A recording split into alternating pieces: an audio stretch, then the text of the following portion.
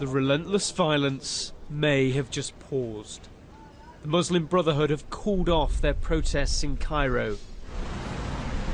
And while the military show of strength isn't weakening, the chief of the army has now said there is room for everyone in Egypt.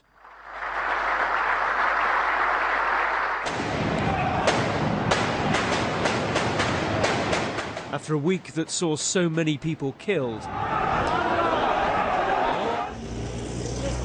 the streets are now calmer, but the hospitals are still struggling to keep up. Multiple gunshots, as you see, multiple entry. They surrounded me with sticks and rocks and metal bars, and they beat me over my head and beat my whole body. The military has been trying to crush the Muslim Brotherhood, but now, as the Brotherhood bury their dead, the Egyptian interim government is discussing banning them. The very organisation that had their politicians elected to lead this country just a year ago.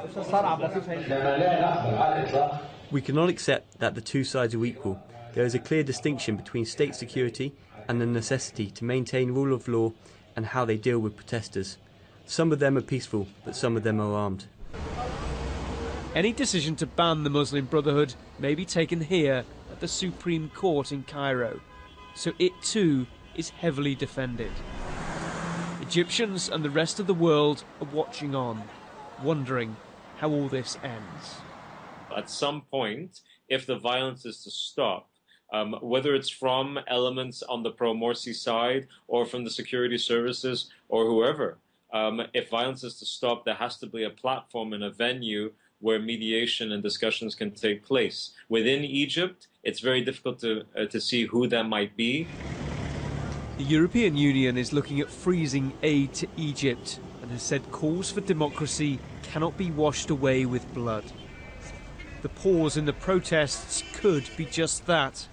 Nobody really knows what comes next. Tom Parmenter, Sky News.